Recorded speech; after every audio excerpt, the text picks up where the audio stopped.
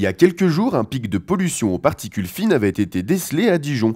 L'occasion d'aller demander à Jean-Patrick Masson, adjoint au maire de Dijon et délégué à l'écologie urbaine, ce qui était mis en place pour limiter la pollution de l'air dijonnais. Que la ville de Dijon a une politique en matière de transport qui amène à éviter de prendre la voiture, qui est une source de pollution importante, et on le voit à travers le tramway, les déplacements cyclables, et puis en favorisant le déplacement des piétons, en adaptant les espaces de telle manière à ce que sur de courtes distances, on puisse marcher. Différents moyens permettent donc d'éviter de tels pics de pollution. Des appareils mesurent en continu la qualité de l'air environnant pour prévenir les autorités compétentes en cas d'alerte. À Dijon, on a un certain nombre de stations, je suis par ailleurs président d'Atmosphère Bourgogne, et donc on a un certain nombre de stations qui mesurent en continu l'air.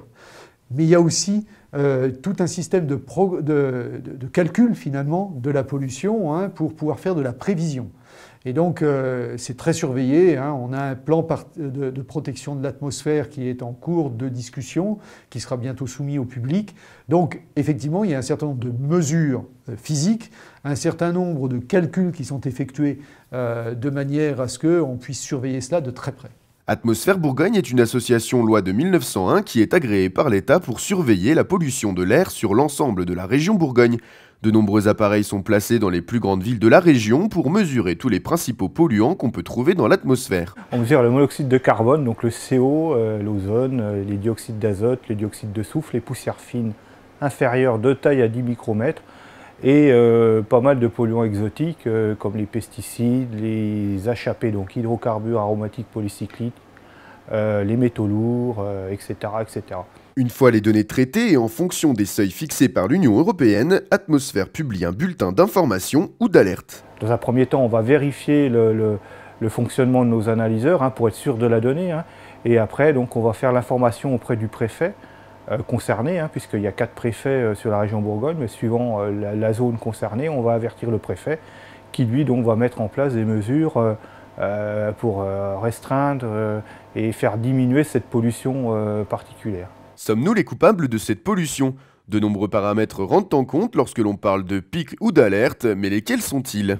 Alors à Dijon, donc, on est tertiaire, donc la pollution rencontrée à Dijon est essentiellement due à la circulation automobile et au chauffage collectif et individuel.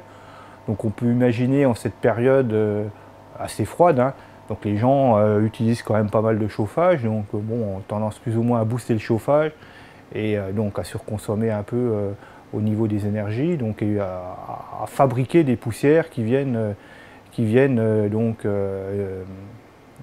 avoir un aspect néfaste sur notre qualité de l'air. Des gestes citoyens, un comportement écologique et collectif permettraient peut-être d'améliorer la qualité de notre air. Mais les efforts restent importants et tout ne peut pas se faire sur une courte durée. Alors je pense que supprimer tous les déplacements en voiture inutiles serait déjà un très net progrès. J'ajouterais qu'on a une difficulté particulière en France, c'est qu'avec 80% de véhicules diesel, on a vraiment un très très gros problème de particules fines, de poussière si on préfère.